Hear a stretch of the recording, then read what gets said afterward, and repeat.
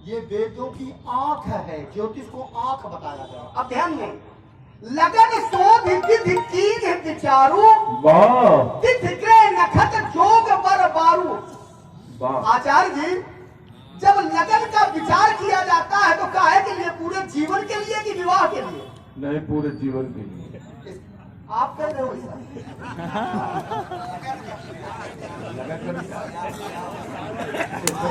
हुई तो पूरे जीवन के लिए। तो जैसे आपको गृह प्रवेश करना है, आपको गृह प्रवेश करना है तो प्रवेश का मुहूर्त करोगे कि पूरे जीवन का मुहूर्त करोगे? प्रवेश का मुहूर्त निकाला जाता है। उसी प्रकार से जब विवाह कार्य होता है तो लगन काहे की निकाली जाती है कि इस लगन में विवाह कार्य मेरा सकुशल सफल हो जाए, विवाह में कोई बाधा, इसलिए लगन निकाली जाती है। जीवन की जो स्थितियां हैं वो कर्मों का भोग तो जीव को भोगना ही पड़ता है। लगन में जो कहते हैं कि 5 मैत्री वाले न बनेंगे तो न बनेंगे, वो जीवन नहीं बनते, वो लगेगा वो।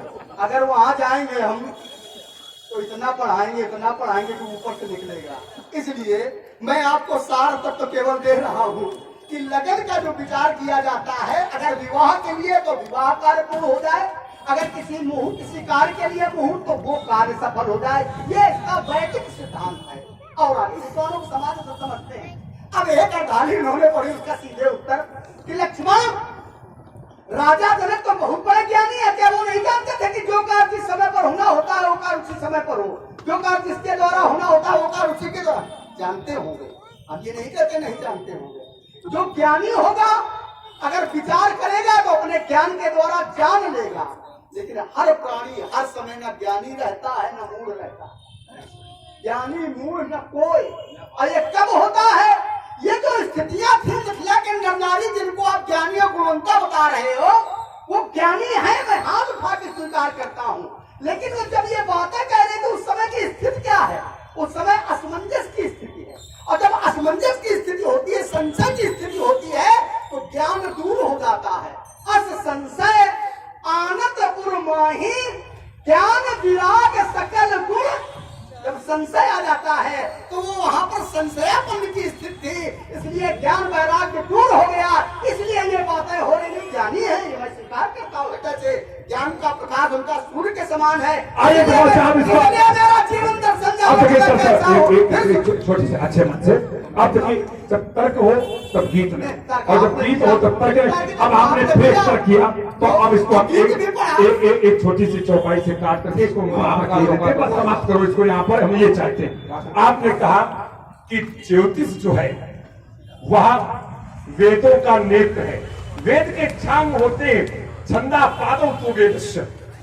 छंद जो है वेदों के चरण होते। कल्पोद हस्तौ पठेत, जो कल्प है ये वेदों के हाथ है। घाड़ा ये जो नाक है, घारण तो व्याकरणम तो ये वेदस्व, ये नाक है। और व्याकरणम तो मुखम स्मृतम, व्याकरण मुख है। शिक्षा घाड़म तो वेदस्व, शिक्षा वेदों की नाक है। नाक ज्योतिषाम चक्षुर नयनम, और ज्योतिष ये नेत्र है। वेद के मैं स्वीकार करता हूं। और मैंने एक बात कही थी कि दुनिया के लिए ज्योतिष सत्य सिद्ध हो सकता है। मैं इसको नहीं कहता असत्य है, लेकिन मिथिला के लिए सत्य सिद्ध नहीं हो रहा है। और आपने कहा ये आंख है, हाँ आंख है, बिल्कुल सही बात। और अयोध्या में ये ज्योतिष की जो आंख है ना, ये क्या हो गई? अयोध्या का राजा चक्रवर्ती सम्राट दशरथ है, दशरथ। और जो राजा होता है वही पूरे राज्य का सर्वोपरि सत्ता का केंद्र होता है, वही सर्वोपरि मालिक होता है, वही सर्वोच्च होता है। और जिस समय महामुनि स्वामी ने कहा कि ये देव भूप मन हर्षित, अरे तजव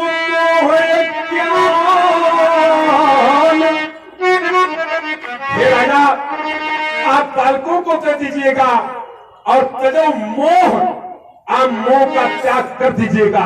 और मोह क्या है? अरे मोह न अंधा अब के ही मौत इसको अंधा नहीं कर देता है। तो नेत्र तो है लेकिन अयोध्या के राजा अंधे हैं। नेत्र तो है लेकिन अंधा है, अंधा। और दुनिया में ये आवश्यक नहीं कि जितने नेत्र वाले हैं, अब किसी की कोई नेत्र की शक्ति कमजोर होती है तो क्या जीवन नहीं चलता है? चलता है। कुछ लोग कहते हैं भैया दूर का नहीं दिखाई पड़ता है, व्यवस्था कर दी जाती है। ठीक उसी प्रकार से दुनिया में ज्योतिष सत्य है लेकिन मिथिला में, अयोध्या में ज्योतिष सत्य सिद्ध नहीं हो रहा। ये मैं आपसे मेरी बात। अब ज्योतिष वाला हटाओ, अब ज्योतिष वाला चाहो तो लगाओ, चाहो तो हटाओ, मर्जी आप। एक सूत्र में दिए देता हूँ, वीर रस लग जाएगा। वीर रस, वीर रस, वीर रस, वीर रस। आज तुमको भगा के मानेंगे, छोड़ेंगे कहाँ भगाओगे? लेकिन एक सूत्र में दे रहा हूँ। हम भागने को तैयार है तो धनुष तोड़ने वाले को लाओ, हम धनुष तोड़ने वाले को साथ लेकर के भागेंगे। ध्यान देना, एक सूत्र दे रहा हूँ। श्रुति पुराण उभौ नेत्रे, वेद और पुराण ये दोनों नेत्र ना ज्ञान विराग नयन उद्गारी। कट गई आपकी बात, फिर हमें अब आधिया दिन काट देंगे। ये किसके लिए? अब महीन काटेंगे तभी तो समाप्त होगा। ये किसके लिए? ये है किसके लिए? ज्ञान विराग नयन उद्गारी। नयन उद्गारी, उद्गारी के लिए ये किसके लिए? तो सबसे धार्मिक शब्द लागू। ये सिद्धांत सब छोटी बात कह करके निकाल उत्तर नहीं मिलता तो आपको। उत्तर है राजा दशरथ जो हमारे पिताजी ज्ञानी हैं लेकिन ज्योतिषी नहीं है।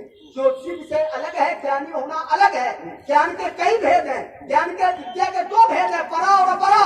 परा जो है ब्रह्म ज्ञान है, अपरा जो है ज्योतिष ज्ञान है, वेद ज्ञान है, पुराण ज्ञान है, ये ज्ञान है। तो हमारे मैं आपकी बातें काट रहा। आपने कहा तनो मोह अज्ञान, जहाँ मोह आ जाएगा वहाँ ज्ञान अपने आप दूर हो जाता है, क्योंकि सूत्र है वेदांत का। अज्ञानेन आवृतम ज्ञानम, अज्ञान से ज्ञान ढक जाता है। तेन मुह्यंत जंतवा, वो प्राणी मोह पे प्राप्त होते हैं। तो मेरे पिताजी को पुत्र मोह जब हुआ, इसीलिए वहाँ पर कहा गया था। आप बहुत लंबा कहते हो, हम तो एक बात में काटे देते। आपने कहा हमारे पिता राजा है, हमारे पिता राजा है, ज्योतिषाचार, ज्योतिष नहीं ज्योतिष। हाँ, एक वेद विदित तेई दशरथ नाम। राजा दशरथ का संबंध वेद से है और वेद का संबंध ज्योतिष से है और ज्योतिष का संबंध तुम्हारे अंधे होने से था। बहुत जल्दी करता हूँ चीज लेकर के। पत्तों वाले को, हाँ, पत्तों वाला ही प्रमाण दे रहा हूँ यार, भैया मेरे प्रमाण दे रहा हूँ। एक वेद के चार भाग, एक वेद के चार भाग, अग्निर्वायु विभेद त्रयं ब्रह्म सनातन, तुदो यज्ञ सिद्धेत ऋक् यज्ञ साम लक्षणम। एक वेद के पहले तीन भाग किए गए, फिर अथर्वण इसके द्वारा अथर्ववेद चार भाग किए गए, फिर इन चारों वेदों के फिर उपवेद बनाए गए। ऋग्वेद का आयुर्वेद, यजुर्वेद का धनुर्वेद, सामवेद का गांधी। अरे सुनो, उनका समझिए। अभी एक ही बात मैंने कही थी, उसको समझ नहीं पाए। इतना सूक्ष्म उत्तर मैंने दे दिया था कि वेदों में दो विभाग बताए गए, परा और अपरा। परा जो है वो ब्रह्म विद्या है, अपरा जो है लौकिक विद्या है। तो ब्रह्म विद्या जान लेना विषय अलग है, लौकिक विद्या जान लेना विषय अलग है। उसी प्रकार से केवल वेद को जान लेना विषय अलग है, धनुर्वेद को जान लेना विषय। आपने भी धनुर्विद्या सीखी, लेकिन और क्या यजुर्वेद सीखा? तो उसी प्रकार से वेदों के विभाग बताए गए हैं कि वेदों में कौन सा व्यक्ति किस विषय को जानता है। जानते हो, बोलते बहुत हो, लेकिन उसका नाम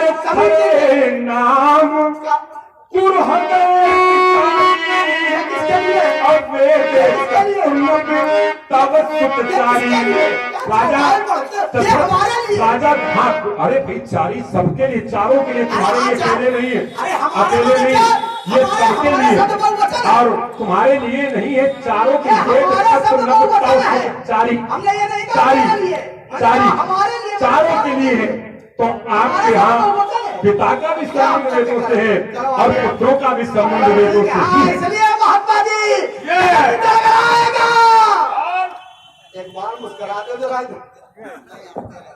ये जगन जगराएगा।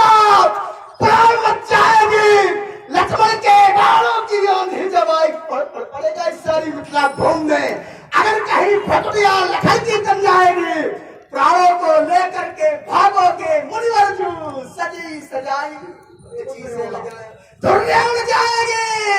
चले जा, रास्ता छोड़ दो, चले जा चुपचाप, आलम सारी ढोल में मिल जाएगी। हम कहीं जब जाते हैं तो चुपचाप नहीं जाते, जहाँ हम जाते हैं हमारी महीनों पहले वहाँ चर्चा होती है, और जब हम वहाँ से चले आते हैं तो सालों चर्चा होती है। क्या बात है, ना हम चुपचाप आते हैं ना हम चुपचाप जाते हैं। इसी बात पर प्रभावित होकर परम आदरणीय